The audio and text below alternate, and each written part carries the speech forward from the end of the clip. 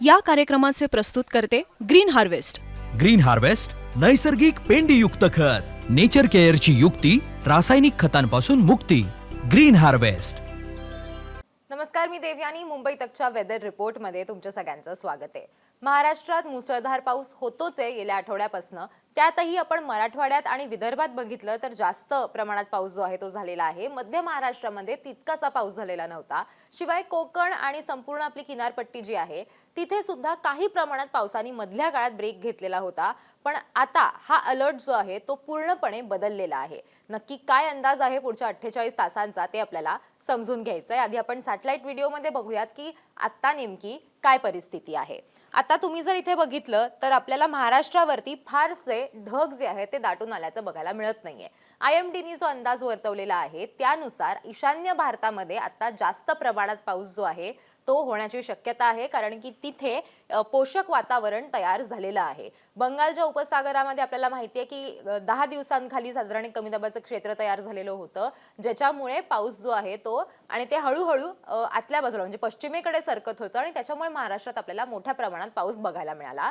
पण आत्ताच्या घडीला आपण जर बघितलं तर उत्तर भारतात काही ठिकाणी पावसाची शक्यता जी आहे ती मोठ्या प्रमाणात पावसाची शक्यता होणार, पाऊस मोठ्या प्रमाणात होईल अशी शक्यता वर्तवण्यात आलेली आहे. शिवाय ईशान्य भारतात आपण बघितलं तर आपल्याला दिसतच आहे की इथे वेगवेगळ्या वेदर सिस्टीम्स जे आहेत त्या तयार झालेल्या आहेत. म्हणजे काय तर पोषक वातावरण तयार झालेलं आहे, कमी दाबाची क्षेत्र तयार झालेली आहेत आणि त्यामुळे ईशान्य भारतात जास्त मोठ्या प्रमाणात पाऊस जो आहे तो होणार आहे. शिवाय आपण जर ओडिसा बघितलं किंवा आंध्र प्रदेश बघितलं, तेलंगणा बघितलं तर या बाजूला सुद्धा आपल्याला पाऊस जो आहे तो बघायला मिळतोय किंवा तिथे सुद्धा ढग दाटून आल्याचं बघायला मिळतंय. आता इथे तुम्ही जर बघितलं तर इथपासून हे जे ढग आहेत किंवा हे जे वारे आहेत ते आपल्याला पश्चिमेकडे हळूहळू सरकताना बघायला मिळत आहेत आणि अर्थात ते थेट पश्चिम भागावरती जरी त्याचा परिणाम होणार नसला तरी सुद्धा काही प्रमाणात जे मॉइश्चर आहे किंवा जी आर्द्रता ज्याला आपण म्हणतो ती महाराष्ट्राच्या दिशेने येते आणि म्हणूनच पुढचे काही दिवस सुद्धा आपल्याला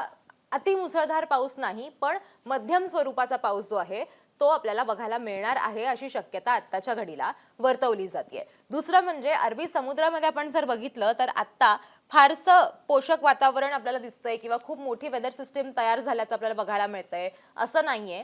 तरी सुद्धा जे साऊथ वेस्टर्ली विंड्स आहेत म्हणजे जे नैऋत्य वारे आहेत ते वारे ऍक्टिव्ह आहेत आणि ते वारे ऍक्टिव्ह असल्यामुळे आपल्याला महाराष्ट्रात अनेक ठिकाणी पाऊस पडेल अशी शक्यता जी आहे ती हवामान खात्याकडनं सांगण्यात आलेली आहे, वर्तवण्यात आलेली आहे. आता इथे जर तुम्ही बघितलं तर या भागामध्ये असं म्हटलं जात आहे की नैऋत्य वारे जे आहेत ते ऍक्टिव्ह आहेत आणि त्यांचा परिणाम म्हणजे ह्या बाजूने येणारे वारे जे आहेत ते आपल्याला थेट सॅटेलाइट इमेजमध्ये जरी दिसत नसले तरीही त्याचा परिणाम मात्र महाराष्ट्रावरती होताना आपल्याला बघायला मिळणार आहे. आता हे नैऋत्य वारे ज्या वेळेला महाराष्ट्राच्या दिशेने येतात त्यावेळेला अर्थातच ते जाऊन आदळतात ते म्हणजे आपल्या सह्याद्री पर्वतांच्या रांगांवरती. सह्याद्रीच्या इथं हे वारे ज्यावेळेला जाऊन अडकतात किंवा ते तिथे जाऊन धडकतात त्याच्यानंतर त्यांना अर्थातच या वाऱ्यांना वर सरकावं लागतं, कारण की ते पर्वत जे आहेत ते मध्ये आलेले असतात आणि म्हणूनच खाली जाणं तर शक्य नसतं. त्याच्यामुळे वरच ही हवा जी आहे ती जाते, तिथे ढग दाटून येतात आणि मग आणखीन मुसळधार पाऊस जो आहे तो आपल्याला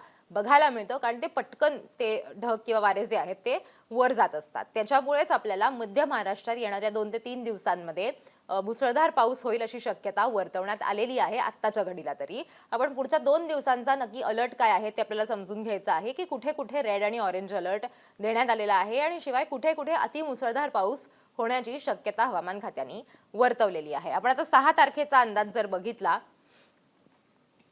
तर 6 तारखेला रायगड आणि पुण्यातला घाट परिसर, नाशिकमधला घाट परिसर, ठाणे इथे सुद्धा येलो अलर्ट आणि ऑरेंज अलर्ट देण्यात आलेले आहेत. ऑरेंज अलर्ट स्पेसिफिकली आपण जर बघितलं तर पुण्यातला घाट परिसर, रायगड, साताऱ्यातला घाट परिसर इथे ऑरेंज अलर्ट देण्यात आलेला आहे.